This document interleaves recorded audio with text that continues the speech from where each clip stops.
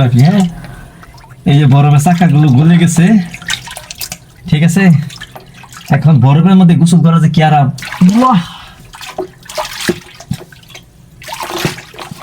Sir তো বাটটা বাসে, আমার তো নাই, আমি এই বাটটা ফিচার ব্যবহার করতেছি, ঠিক আছে কাকা।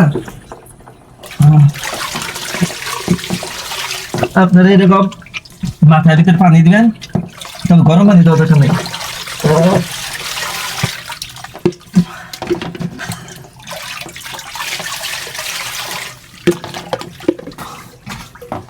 মানে আমার কাছে বরফ থেরাপির সময় সবচেয়ে মজা লাগে, আমি একসাথে কয়েকটা কাজ করি।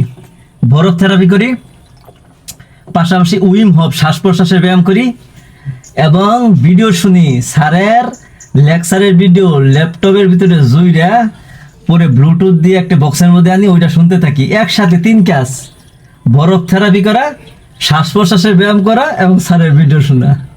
আশা করি আপনারা যদি এভাবে অ্যাপ্লাই করেন, দেখবেন কিছুদিনের ভিতরে আপনারা চাঙ্গা হয়ে যাবেন ইনশাআল্লাহ। এখন গরম পানিটা কত গরম! এই জায়গার ভিতরে শ্বাসের ব্যায়াম করলে কি মজাটা না বুঝে বুঝতেন। এখন আমরা শ্বাসের ব্যায়াম করবো, যাচ্ছে গরম পানিটা আর কত থাকবো। হ্যাঁ, সংকোচন হয়ে যাচ্ছে, কত মজা, মনে হয় উপভোগ করি।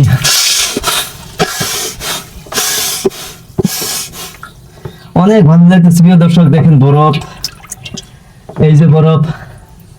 আপনারা কিন্তু বরফ একবারে দেওয়ার দরকার নেই, প্রথমে ঠান্ডা পানি দিয়ে করবেন। আপনাদের নিয়মটা বলে দেই, শ্বাস প্রশ্বাসের ব্যায়াম করবেন, শ্বাস প্রশ্বাসের ব্যায়াম করে ফ্রি হ্যান্ড এক্সারসাইজ করবেন। ফ্রি হ্যান্ড এক্সারসাইজ করে আপনারা প্রথমে কুসুম গরম পানি শরীরে দিবেন, ঠিক আছে কথা।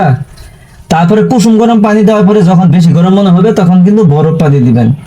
তবে প্রথমেই বেশি বরফ দেওয়ার দরকার নেই। প্রথম যে কাজটি করবেন এটি হচ্ছে নর্মাল পানিতে এই যে এরকম 1 টুকরা বরফ দিবেন। যখন দেখবেন যে 1 টুকরা স্বাভাবিক, তখন আরেক টুকরা বাড়াবেন। মানে এরকম করতে করতে আস্তে আস্তে দেখেন আমি কতগুলো দিচ্ছি, আমার কিন্তু সমস্যা হচ্ছে না, ঠিক আছে কথা। তাহলে আস্তে আস্তে আপনারা যখন বরফ বাড়াবেন, এতে আপনার কি হবে? আপনার রক্তনালী সংকোচন হবে, আপনার শরীরের ব্যথা কমে যাবে, আপনার হরমোন ব্যালেন্স হবে, আপনার সিদ্ধান্ত নেওয়ার ক্ষমতা বাড়বে, আপনার স্টেমিনা বাড়বে। মূল কথা হচ্ছে এটা যদি নিয়মিত করতে পারেন, দেখবেন আস্তে আস্তে আপনি শক্তিশালী হবেন, আর আপনার সিদ্ধান্ত নেওয়ার ক্ষমতা, মোটিভেশন সবকিছু হবে।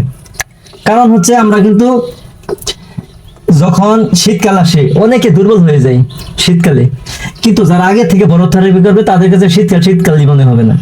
এরকম আমি করব কি, একবার গরম পানিতে যাব, আবার ঠান্ডা পানিতে যাব, ঠান্ডা পানিতে যতক্ষণ থাকতে পারবো থাকবো, পরে আবার গরম পানিতে যাব, আবার যখন দেখবো যে গরম পানিতে আমার থাকা কষ্ট হচ্ছে তখন আবার ঠান্ডা পানিতে যাব।